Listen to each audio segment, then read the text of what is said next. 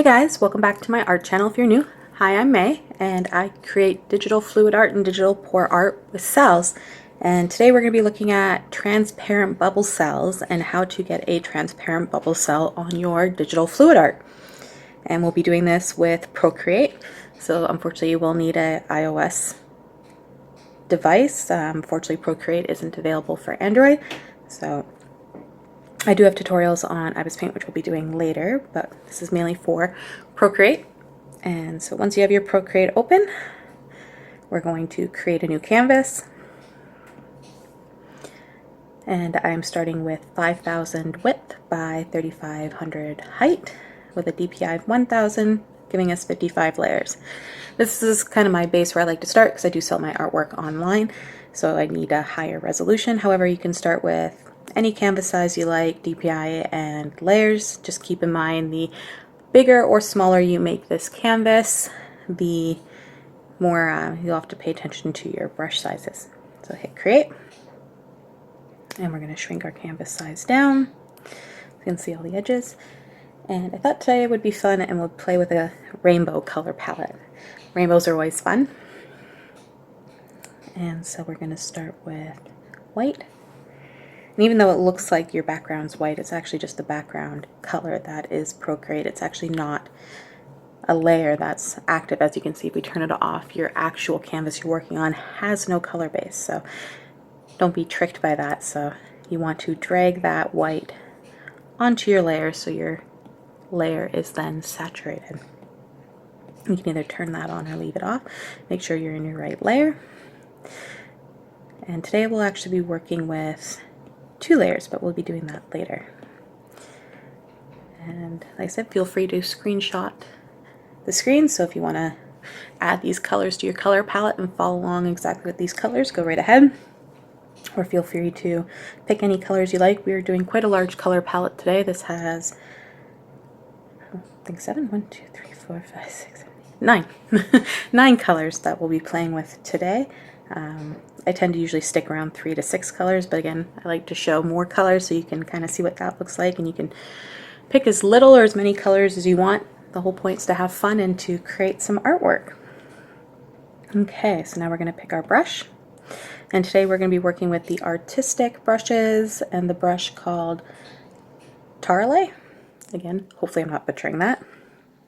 One thing I like about this brush is if we turn it down, the harder you push, it packs down the color very dark, but the lighter, it does it very interesting. And as you can see, you can do a nice little gradient the harder and lighter you push, and it has an interesting texture inside the brush itself. And now again, like I say in every tutorial, always make sure in your settings, go to preferences and make sure your brush cursor's on, just so that way when you tap the screen you can see that cursor. And I find it's easier kind of to start with your base color, because then you can hold it on the screen without laying down any paint and kind of see if that's the size that you want to start with. But because we're doing so many colors, we're going to kind of put it down more of a medium size. And we're going to start with red, and today I think we're going to do them kind of in a linear pattern and just playing with the opacity of the brush. And then if you start light, you can do the opposite way, go light, dark, just to get that interesting pattern, overlap them a little bit to create different colors.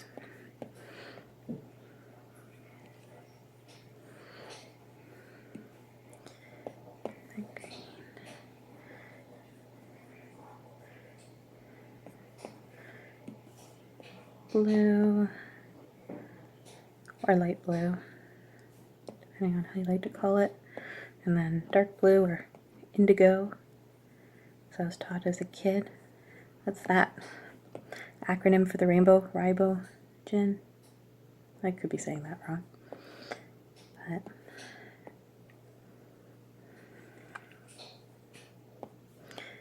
and then the pink.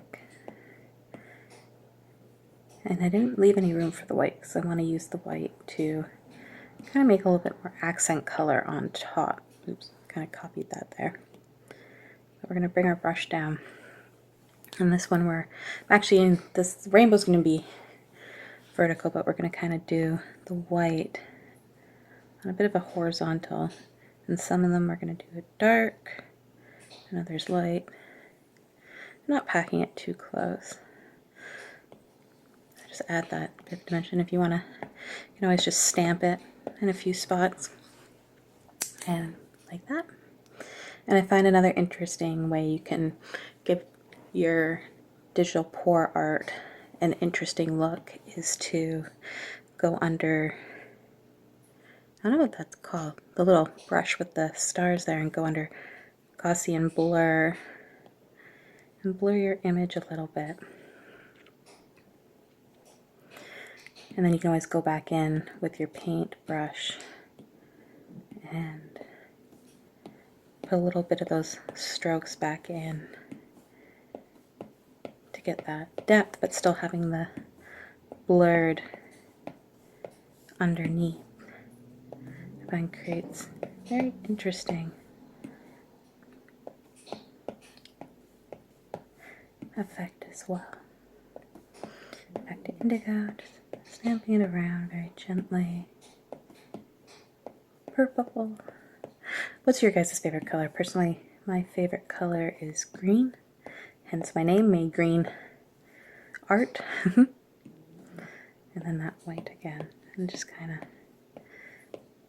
putting back a little bit of that texture that we lost from wearing the canvas. I think that's pretty cool.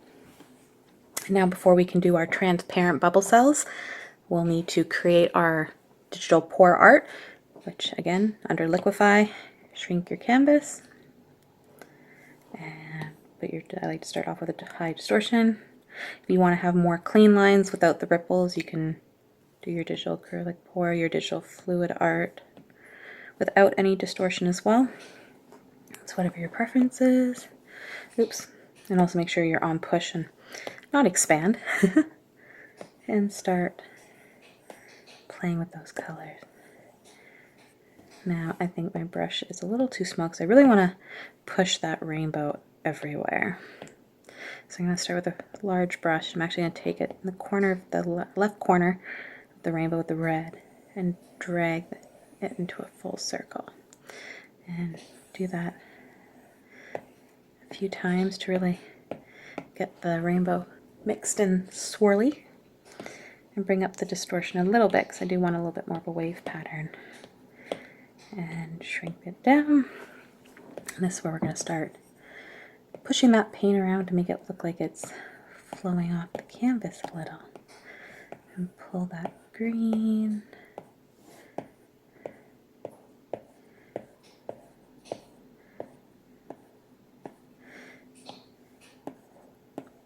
Just have fun with it.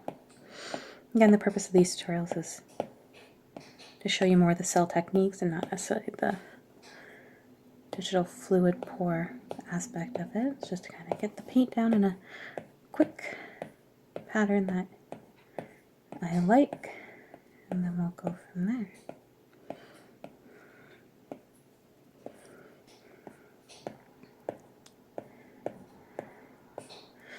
And now another thing I like to do that you can play with, which is really cool, is the twirl, and the left and right twirl are pretty cool. And I'll show it. I find if you have the momentum high and the pressure high with the twirl, it will create a very fast moving pattern, and I prefer to have a little bit more control, so I tend to turn my momentum, my pressure down to about half. There's so many tutorials online creating marble artwork and spiral artwork, and they're absolutely amazing, and definitely go check those out if you want to add some more kind of marble effect to your digital pour art. So with these, I like to start a little low, and I like to create where some of the edges are, kind of create more of a wiggle pattern. So that way if you turn your distortion off but you still kind of want that ripply look, you can use the twirl options to then kind of bring in that motion kind of feel if you've lost it a little bit while pushing your paint around on a lower distortion. And what I really like to do is then I can turn the pressure up not pressure, sorry, the momentum up a little higher, and brush a bit low, and go in areas where there's points, and hold a bit longer to almost get this like pulled smoky effect. And you can hold it and drag it a little too to kind of give it that blown and kind of dragged look that you see them doing with combs and things like that as well. And you can do it larger and really drag it across the canvas as well, and creates a pretty pattern.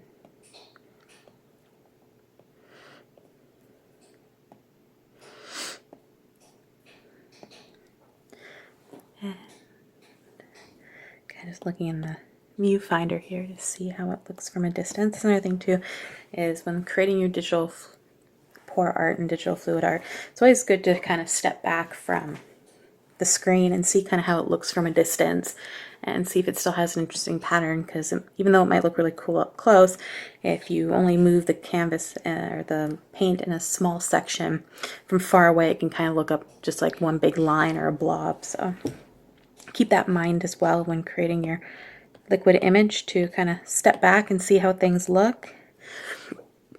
It's looking a little interesting, but I find this side's a little boring.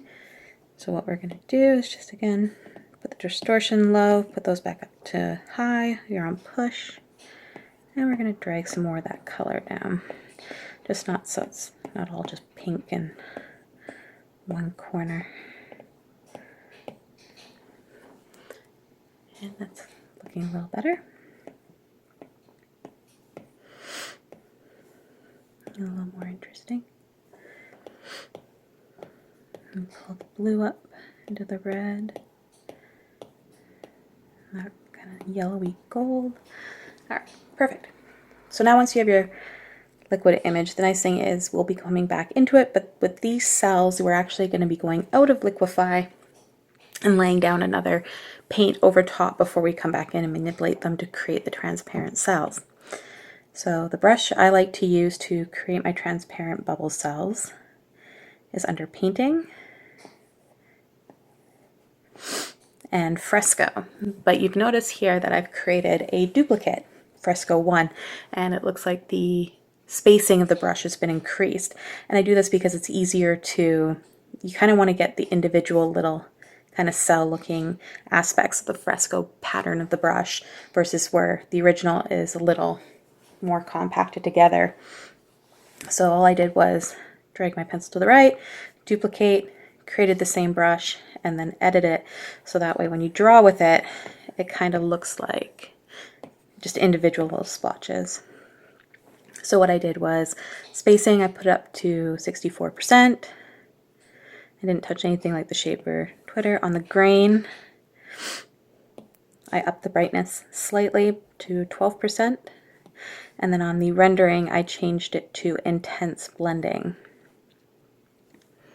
to create, I think I might have adjusted the blur a little bit as well.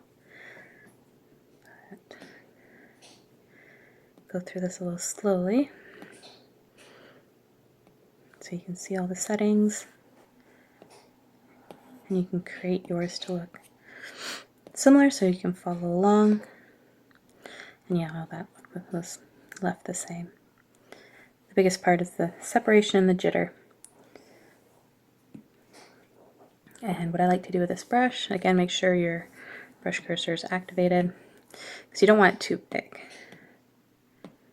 So, and now bubbles usually have a white appearance to them, but the nice thing is with any type of bubble is wherever you lay it, it will kind of show both through it. So right now what we're going to do is there's two ways to do transparent bubble cells. You can do it on the canvas itself on the first layer, or you can create a second layer and create bubbles that are kind of sitting on top of your wet image. We're going to do both, but we'll start with the bubbles that are going to be directly on the canvas. So these ones I like to do is start with the lightest color, which is white, or white. Often bubbles have kind of that white hue. And then also going back in afterwards and laying down a bit of the other color, but that will be in the second layer. So for right now, we're just going to be using white. And turn that down a bit. And we're just going to pack on a few. Now we might need to up the contrast on this brush a little bit under green so it really shows that pattern. So I upped it to about, let's try 35%. See if it makes it a little darker. There we go. So that way, depending on how hard you push it, it'll make the color a little darker and a little lighter in a few areas. Like I said, you can make them quite a bit bigger and spaced out quite far, or if you want to kind of have a cell bundle, you can overlap them a few. So once you have your fresco paint laid down on the canvas in a pattern that you like, you're going to go back into Liquify, and we're going to be using the expand option. If you have not looked at my tutorial of expanded bubble cells are the kind of base that you kind of need to learn to then kind of do your transparent bubble cells. So definitely look at if you haven't already, and you have, then let's continue. And so you want your brush, we're going to zoom in. Let's start with this one because this one's kind of interesting.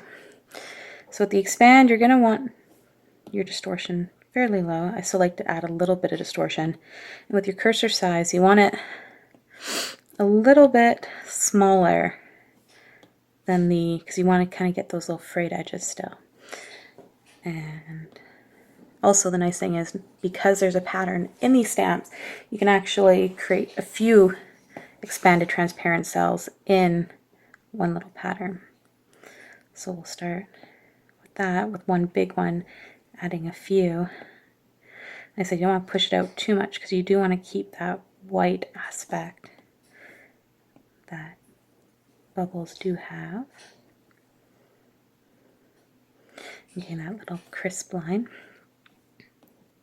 Or like I say, you can do one giant bubble in the pattern and kind of creates those nice ripply edges as well as keeping the inside pattern. Just kind of neat.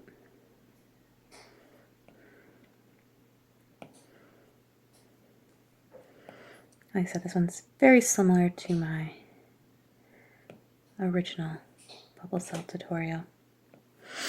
It's just working off the same concept, just adding some extra paint.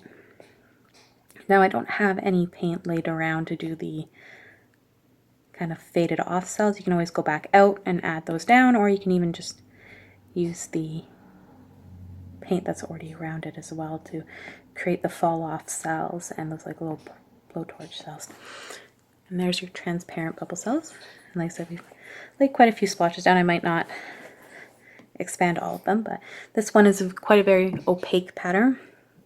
So let's say you've laid this down, but you don't want your center of your bubble to be super white. Then wherever you put your pencil is where it's going to start to expand from. So if I did it right in the center, it's expand out fairly white. But if you want it more of a medium, you kind of pick a spot. There's still a bit of color, and that will kind of get pulled through versus the white.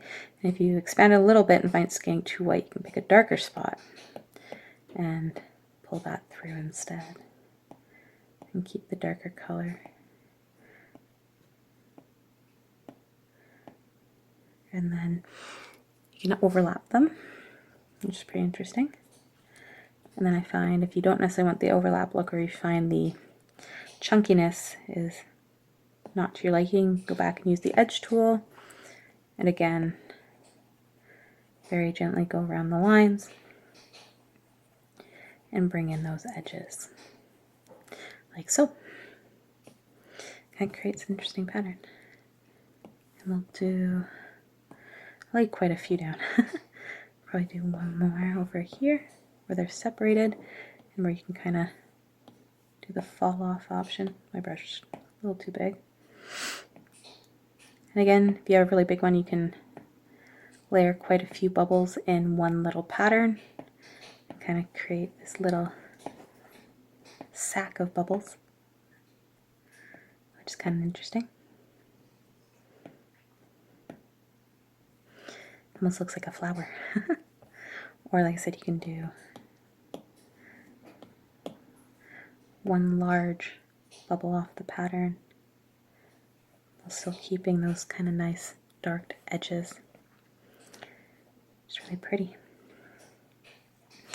So there you have it. Those are your transparent bubble cells on your main layer.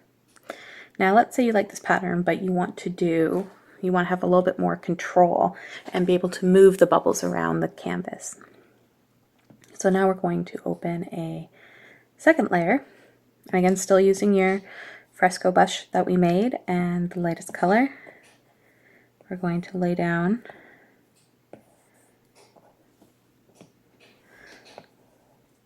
some more of the brush strokes, and then back into Liquify. And it's the exact same concept. Going to expanding out your bubbles. But keep in mind, I didn't lay down a second color, but because these are on a second layer, they will not affect the paint that you laid down on the bottom. So that's why you can play with the colors. And these ones are pure white, as you can see. Oop. Can't remember which ones I did. Those ones are pure white. So they kind of, look like little white bubbles. Like so. Again, creates a very cool effect and a different type of cell. And these ones, again, you can then manipulate and move all over the canvas, or if you want to export it and kind of put it in a motion program and make them kind of move around the screen.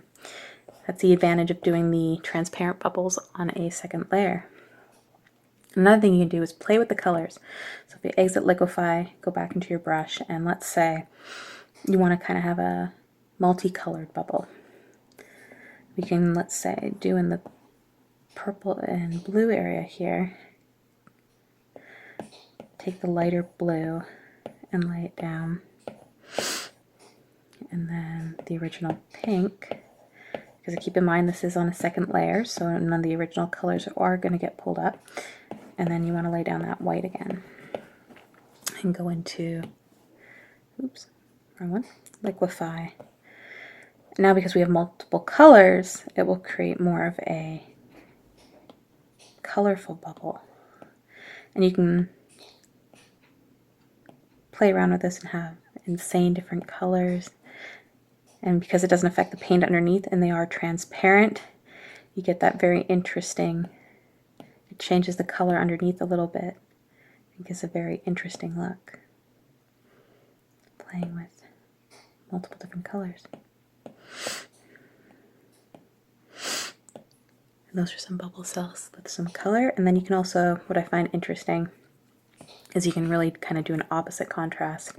And where it's yellow, do some darker colors. And you really want